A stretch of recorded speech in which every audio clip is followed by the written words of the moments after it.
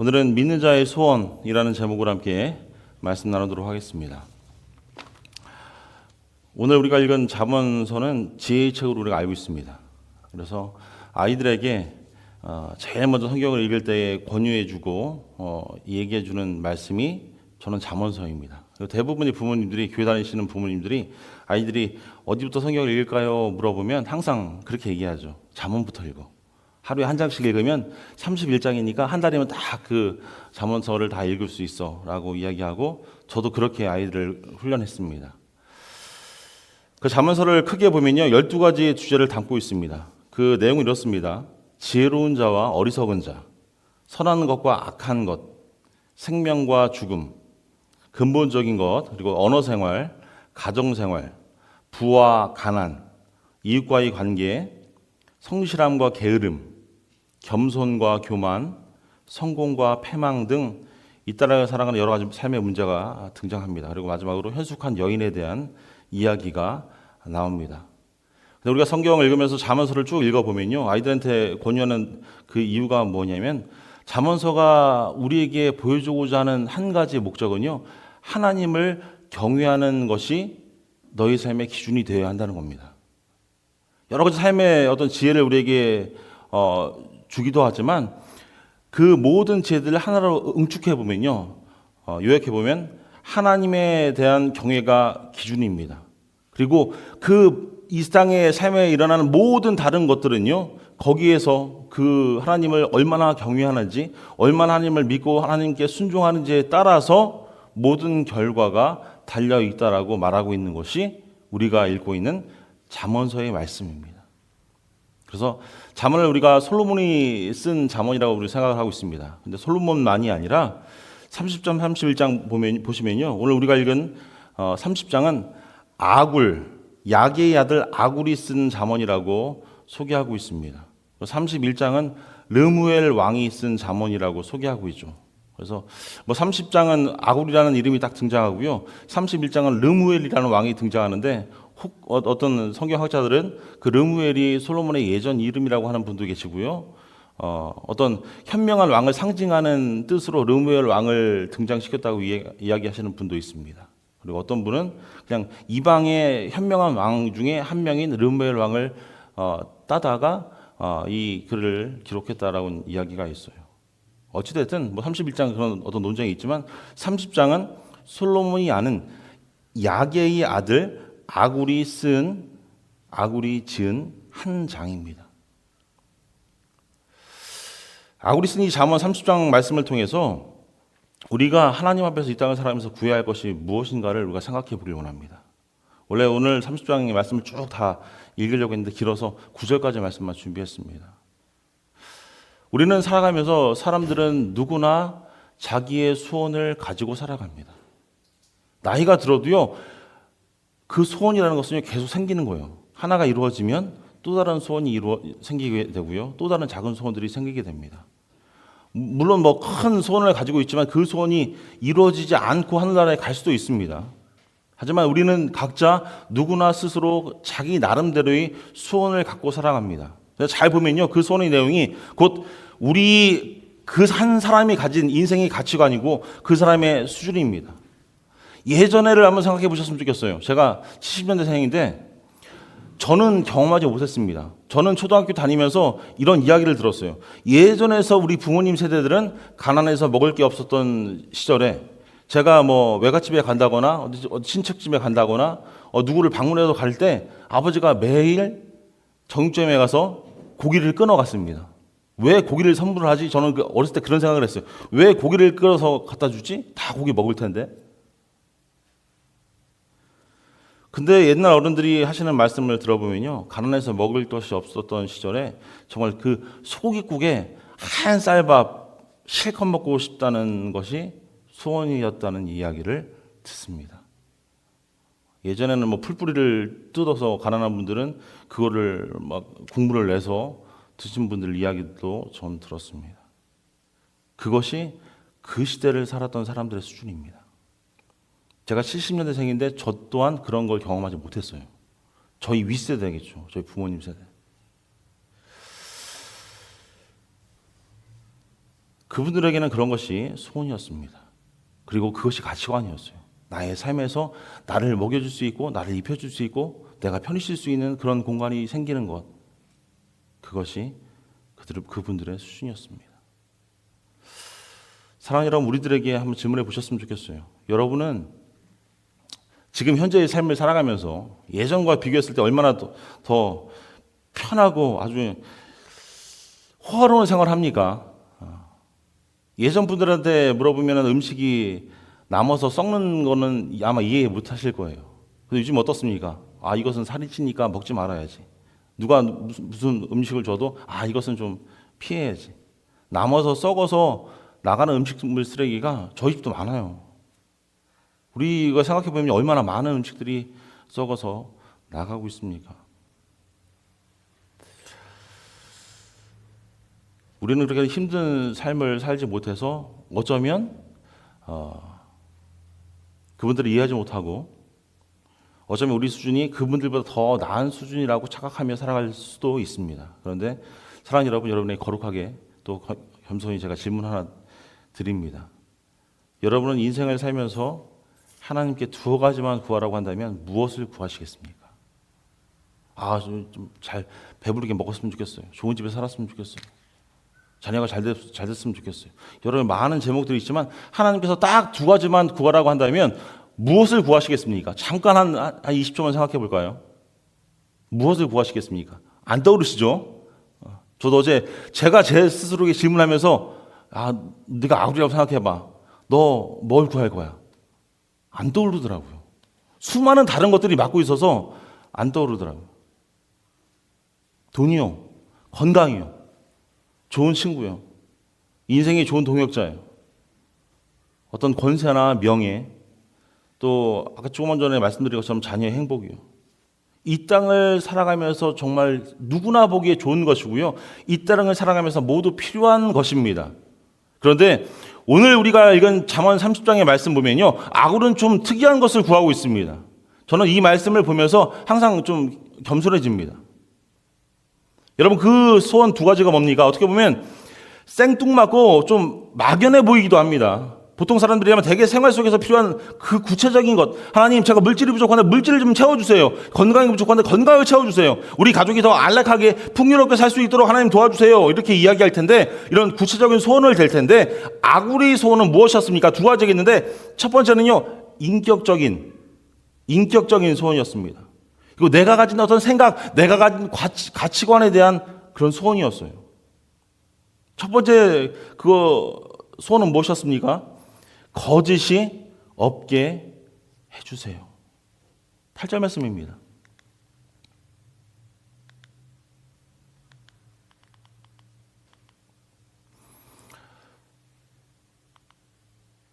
곧 헛된 것과 거짓말을 내게서 멀리하옵시고, 하나님, 거짓말을 없게 해주십시오. 정직한 인격을 구하는 겁니다.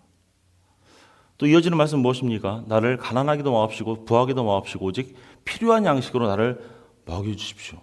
가난하지도 부하지도 않고 생활에 딱 필요한 만큼만 적당한 물질을 주셔서 주어진 그 복에 자족하는 가치관을 나에게 주십시오라고 소원하는 겁니다. 저는 이 기도를 보면서 우리들이 정말 이런 기도를 할 수 있을까라는 생각을 합니다. 저 또한 그렇게 못하고 있잖아요. 하나님, 더 주십시오. 더 채워주십시오.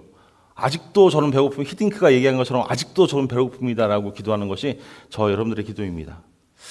우리 야베스의 기도라는 말씀이 있습니다.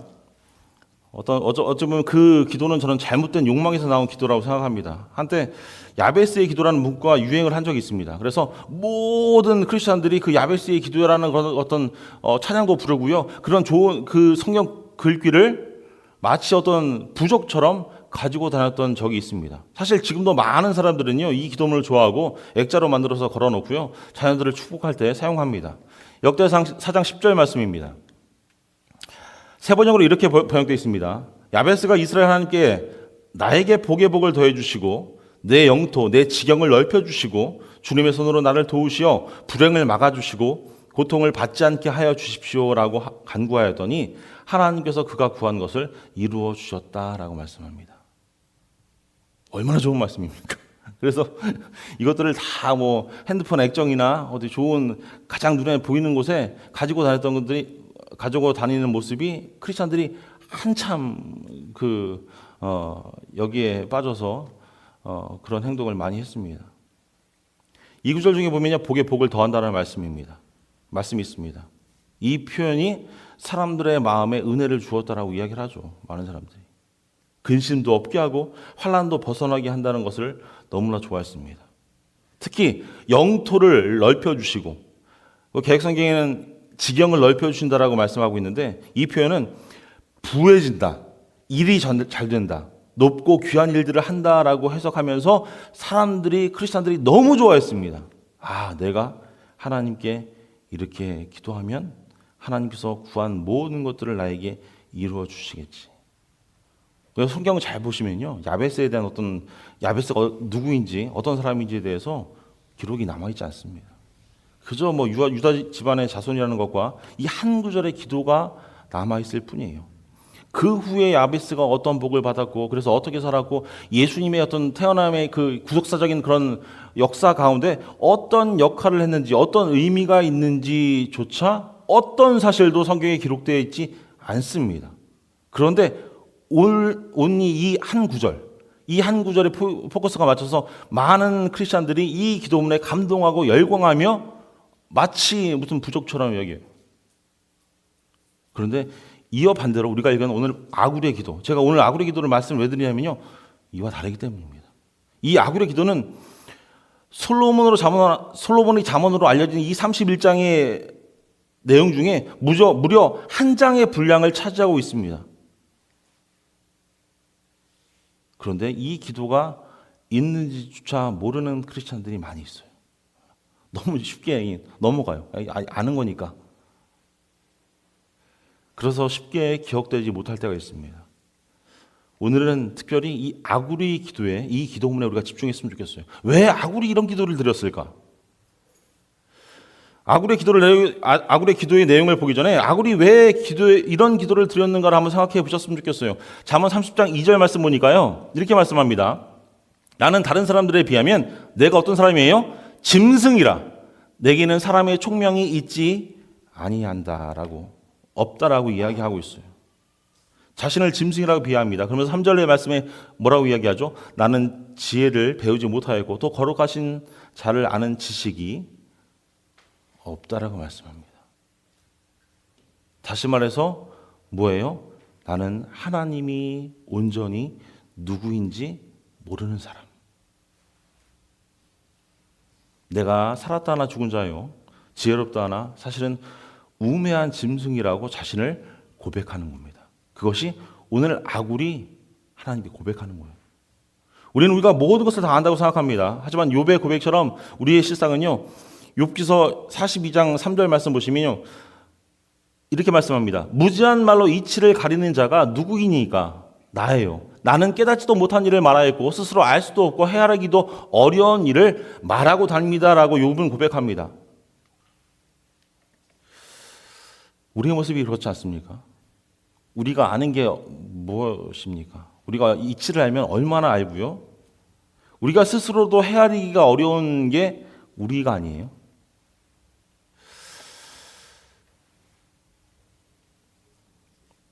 아군이 이렇게 고백합니다. 나는 나도 몰라. 나는 하나님이 온전히 누구인지 몰라. 현재를 살아가는 우리가 고백할 수 있는 고백의 내용이 전 이와 같다고 생각합니다. 우리가 생각할 때 이런 착각을 하죠. 난 그래도 열심히 최선을 다해서 신앙생활을 하고 있는데. 근데 목사님 저도요, 불현듯 기도하면서 들 때가 있습니다. 내가 정말 하나님을 제대로 알고 있나? 라는 생각을 해요. 그럴 때마다 겸손해지는 겁니다. 하나님이 두려워지는 거예요. 아굴도요, 그런 마음을 가지고 첫 번째 소원을 하나님께 이렇게 이야기하는 겁니다. 아굴의 평생 소원의 첫 번째는요, 정직한 삶에 대한 소원이었습니다. 마귀는 우리 마음 가운데 늘 속삭입니다.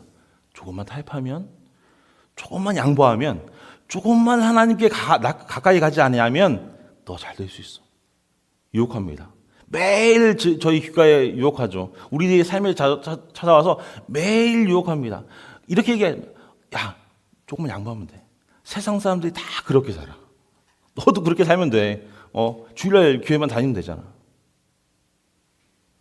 실제로 우리 주변에 봐도요, 크리스찬으로서 우리 교회에서 보고요, 많은 크리스찬들을 봐도 실제로 많은 사람들이 그렇게 살아갑니다. 세상과 타협하며 살아가는 크리스찬들을 많이 봅니다. 그래서 그런 크리스찬들을 보면서 많은 넌 크리스찬들이 실족합니다. 그래? 저 사람 크리스찬인데 나랑 똑같이 사는데? 라고 이야기해요. 그럼 내가 예수님을 믿을 필요 없잖아? 라까지 이야기하는 겁니다. 우리 주변에 그런 사람들이 득실득실 거립니다. 도덕적으로 해이해지고 타락한 모습을 보여주는 크리스찬들이 많이 있어요. 그러다 보니까 그렇게 사는 게 마치 정상적인 삶으로 보입니다. 내가 크리스찬으로 살면서 손해보지 않는 것이 현대를 살아가는 현대 크리스찬들의 온전한 모습이구나. 우리 부모님 세대에 열심히 믿었던 것처럼 희생하고 봉사하며 많은 것들을 투자하고 하나님께 나아가는 것, 그것이 바보 같은 일이구나 라고 스스로에게 최면을 걸게 되는 겁니다.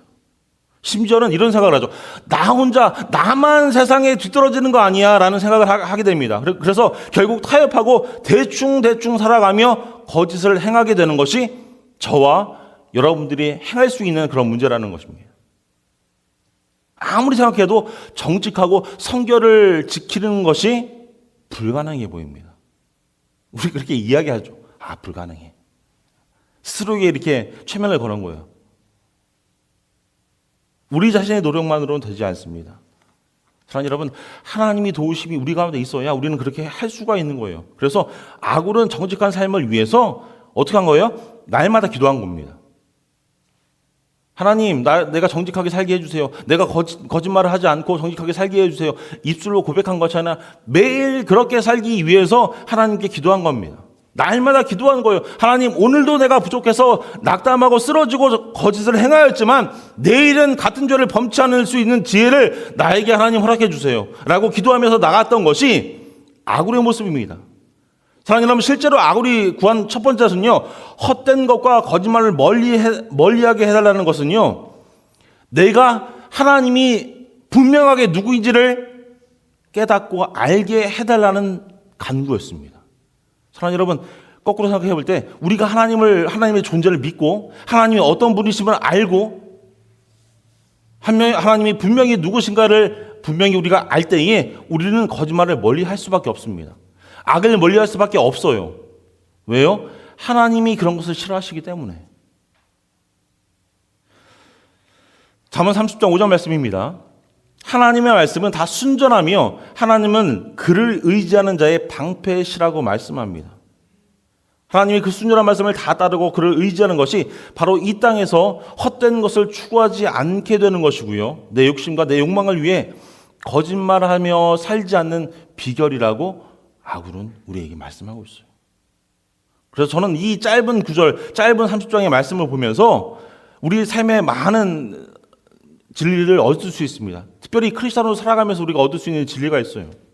우리 모든 인간이 죄성을 가지고 살아가고 있는지라 잘 살다가도 잘 살아가는 것처럼 보이다가도 어느 순간 고꾸라집니다. 내가 신앙생활 열심히 잘하고 있는데 어느 순간 작은 문제 때문에 고꾸라집니다. 그래서 세상과 적당히 타협하고 하나님과 거리를 두고 거짓말을 행하기가 일쑤입니다. 그래서 항상 하나님 앞에서 우리 자신을 비추어 보면서 우리는 예수 그리스도의 십자가의 보혈을 의지합니다.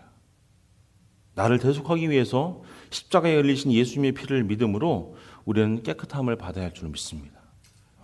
내가 구원받기 위해서 예수님의 십자가만 믿으면 되지라고 생각하는 것이 아니라 매일 우리가 하나님 앞에 비춰서 깨끗하게 나가기 위해서 그 대속하신 우리 십자가의 보혈을 늘 기억해야 돼요. 요한일서 1장 7절 말씀, 9절 말씀이에요.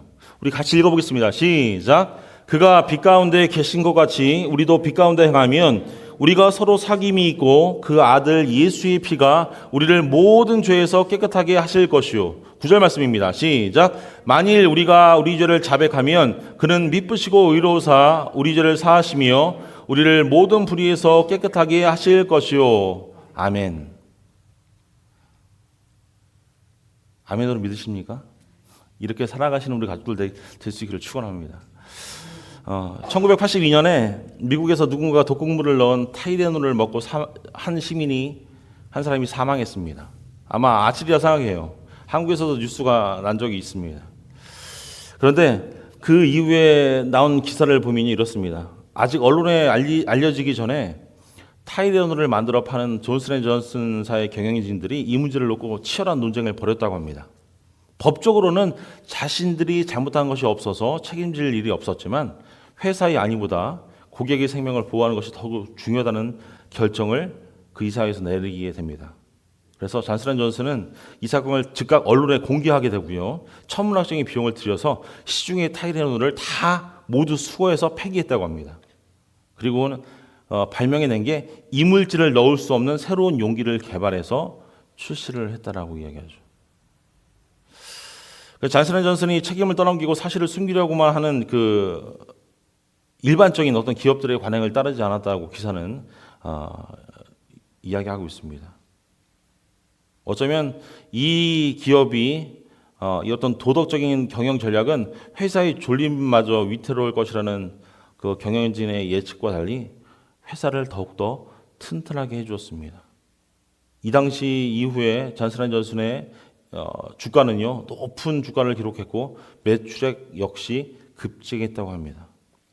눈에 보이는 이유만을 중요시하는 이 시대에 정말 윤리적으로 책임을 다하는 기업이 그 당시에 가장 돋보이는 기업으로 성장했다고 하죠.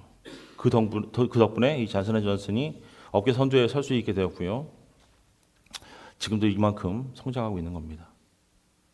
그럼 정직하게 기업을 운영할 때에 손해보는 것보다 이익을 보는 게 얼마나 많은지를 보여주는 사례가 저는 이거라고 생각합니다. 우리들의 삶으로 돌아와서 하나님은 말씀을 통해서 분명히 우리에게 약속하십니다. 너희가 정직한 삶을 추구하고 너희가 온전히 기도하면 반드시 내가 축복할 거야. 제 얘기가 아니에요. 하나님께서 말씀하십니다. 시편 84편 11절 말씀입니다. 우리 같이 읽어볼까요? 시작.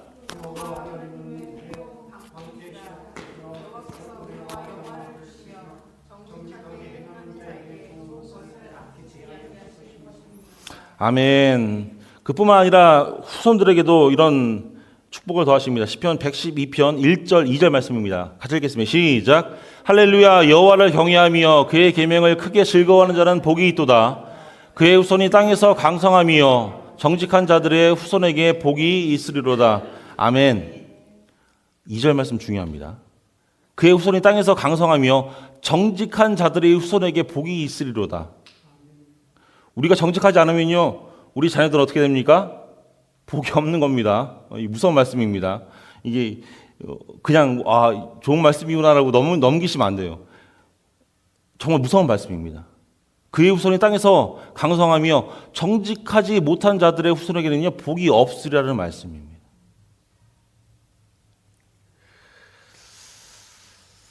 두 번째로 넘어갑니다. 아굴의 두 번째 소원은요 자족하는 삶이었습니다.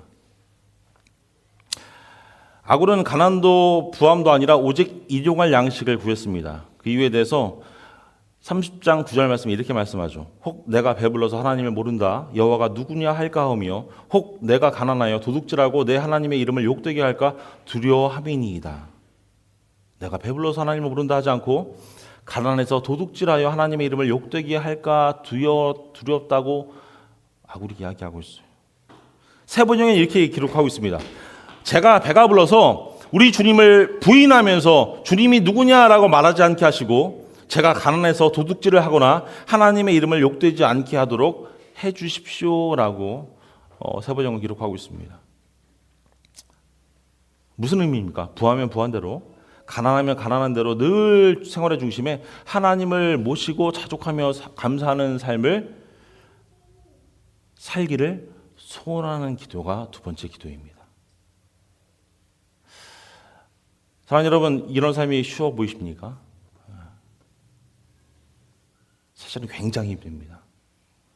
보통 어떻습니까? 제가 서두에도 말씀드렸지만 무조건 많이 달라고 기도하는 것이 제 모습이고요, 우리의 모습입니다. 하나님께서는 생각하시겠죠. 내가 그만큼 많이 베풀었는데 또 달라고 해?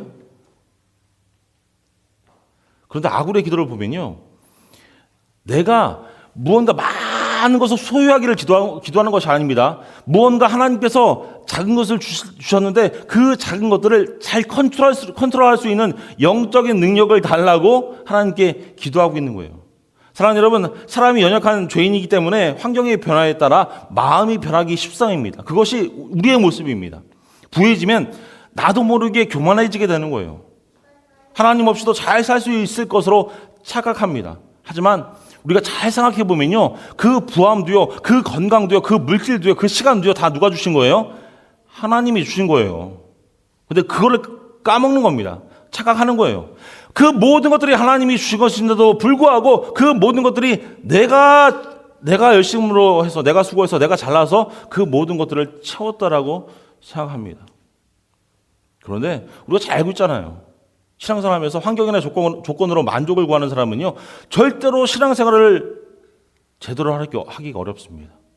그런 분들은요, 그 환경이 조금만 금이 가거나 무너지면요, 금방 그 신앙을 놔버립니다. 내가 하나님을 믿어서 잘 됐는데, 떵떵거리며 살았는데, 풍성했는데, 어느 순간 부도가 나고요, 문제가 일어났을 때에 저는 그런 분들을 많이 보았어요. 그냥 하나님을 버려요. 그 모든 것들이 하나님이 주신 것임에도 불구하고. 그래서 참 만족을 얻을 수 없는 것입니다. 사랑하는 여러분, 우리 인간은요, 영적인 존재, 영을 가진 존재이기 때문에 하나님의 없이는 절대로 만족할 수 없습니다. 이 세상에서 가진 것, 물질, 우리 손에 잡히는 것으로요, 잠깐 만족하고 잠깐 풍요롭고 풍성할 수 있습니다. 전도서 5장 10절은 이렇게 우리에게 말씀합니다. 은을 사랑하는 자는 은으로 만족하지 못하고 풍요를 사랑하는 자는 소득으로 만족하지 아니하나니 다 어떠대요? 헛되도다. 사랑하는 여러분, 명심하십시오. 하나님은 우리의 필요를 채워주시지 않습니다. 우리의 필요를 채워주시지 우리가 가진 욕심을 채워주시는 것이 아닙니다. 우리가 가진 탐욕을 채워주시는 분이 하나님이 아니에요. 우리가 필요를 하나님께 기도하고 겸손함으로 아랠 때에 그 필요를 필요하겠구나, 그것을 채우시는 분이 하나님이에요. 욕심을 채우려고 열심히 기도해도요, 그 욕심은 이루어지지 않습니다. 물론 그것이 하나님 뜻에 합하면 이루어지겠죠. 그건 욕심이 아니라 하나님의 뜻이겠죠. 하지만 우리의 욕심만을 채우기 위해 하나님께 기도한다면 하나님은 우리의 기도를 어느 것도 기뻐하지 않으실 줄로 우리는 알고 있습니다. 그래서 성경은 누누이 이야기하죠. 필요한 만큼만 구하라고 말씀합니다. 이스라엘 광야 생활 중에 매일 하늘에서 만나가 내려왔죠. 근데 그 만나를 매일 하나님께서 내려주셨는데, 누구는 그 만나를 더 많이 채워서 내가 필요할 때, 내가 좀 허기가 졌을 때 그걸 먹을 거야, 내가 내일 더 많이 먹을 거야 라고 생각해서 많이 거두는 사람도 있었을 겁니다. 어떤 사람들이 조금만 거둬야지 하고 조금 거두는 사람도 있었을 거예요. 하지만 성경은 분명히 이야기해요. 욕심을 내서 거둔 자나 필요한 만큼 거둔 자나 다 똑같다, 다 세임이라고 얘기하죠. 출애굽기 16장 18절 말씀입니다. 오멜로 되어 본즉 많이 거둔 자도 남음이 없고 적게 거둔 자도 부족함이 없이 각 사람은 딱 먹을 만큼만 거두었더라. 더 많이 거둔 사람은 남은 것이 다 썩어서 곰팡이하고 부패했습니다. 신기한 일이죠. 우리가 이 말씀 보면서 그냥 넘길 수 있지만 사실 우리 사람 사는 게 다 그렇다고 저는 생각을 합니다. 욕심을 부려봤자 하나님 보시기에는 거기서 거기에요. 내가 너 하루 먹을 거 채워줬잖아. 그래서 우리 예수님도 우리에게 보여주시는 그 주기도문에서 일용할 양식만을 구하셨습니다. 그의 나라와 의를 구하는 자에게 이 모든 것을 더해줄 것이니 내일 일을 염려하지 말고 하루하루 최선을 다해 살라고 마태복음 6장 33절 34절에 이렇게 말씀하시는 거예요. 그런즉 너희는 먼저 그의 나라와 의를 구하라. 그리하면 이 모든 것을 너희에게 더하시리라. 그러므로 내일 일을 위하여 염려하지 말라. 내일 일은 내일이 염려할 것이요 한날의 괴로움은 그날의 족하니라. 아멘. 정말 우리가 부에도 겸손히 하나님을 섬기고 가난해도 인내하며 하나님을 바라보고 하나님이 축복하신 대로 우리가 자족하고 주님의 일에 헌신하는 삶, 부담스러우시죠? 저도 제가 이렇게 설교하면 하면서 어렵습니다. 참 이게 제가 한 문장으로 요약하려고 요약을 했는데, 부에도 하나님을 섬기고 가난에도 인내하고 하나님을 바라보며 하나님이 축복하시는 대로 그저 자족하고 주님의 일에 헌신하는 삶, 이것이 바로 아굴이 평생 소원하던 아름다운 인생입니다. 그리고 제가 바라는 우리 사랑하는 가족들을, 저와 여러분들이 함께 꿈꿀, 소원할 아름다운 인생인 줄로 믿습니다. 오늘 읽질 않았지만 15절 말씀 보시면요, 거머리에게 두 딸이 있다라고 이야기합니다. 거머리에게는 두 딸이 있어 다오다오 하느니라, 달라고 하는 거예요. 하느니라, 족한 줄을 알지 못하여 족하다 하지 아니하는 것 선엇이 있으니라고 말씀합니다.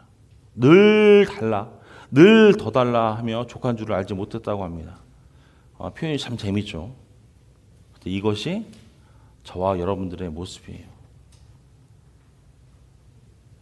피를 흘리시고 몸이 찢기시고 십자가를 지시고 생명을 주시기까지 우리 주님은 우리에게 다 주셨습니다. 그런데 우리는 그만큼 주었는데도 만족하지 않고 거머리처럼 아직도 주님께 달라고만 하고, 우리가 무엇을 드려야 할지 생각하지 못해서는 안 되겠습니다. 말씀 마무리하겠습니다. 사랑하는 여러분, 우리는 저마다 여러 가지 소원을 가지고 살아갑니다. 그리고 그것을 위해 우리가 애써서 기도하고요, 도전하고요, 노력합니다. 크리스천이기 때문에 열심으로 기도합니다. 눈물 뿌리며 기도합니다. 그리고 그 소원들이 우리가 살아가는 크리스천으로서의 인생의 어떤 가치관과 어떤 인격의 내용들을 결정하게 됩니다. 그래서 여러분이 다시 한번 거룩하게 질문드립니다. 여러분은 어떤 소원을 갖고 계십니까? 어떤 소원을 가지고 지금 신앙생활을 하고 계십니까? 바라기는 오늘 아구의 기도가 우리의 기도가 되고, 오늘 우리 자녀들을 위한 기도가 될 수 있기를 축원합니다. 그래서 남은 평생 행복한 인생, 두고두고 후회 없는 그런 영원한 존귀 여기만한 그런 인생으로 살아갈 수 있는 우리 사랑하는 가족들 다 될 수 있기를 주님의 이름으로 축원합니다. 기도하겠습니다.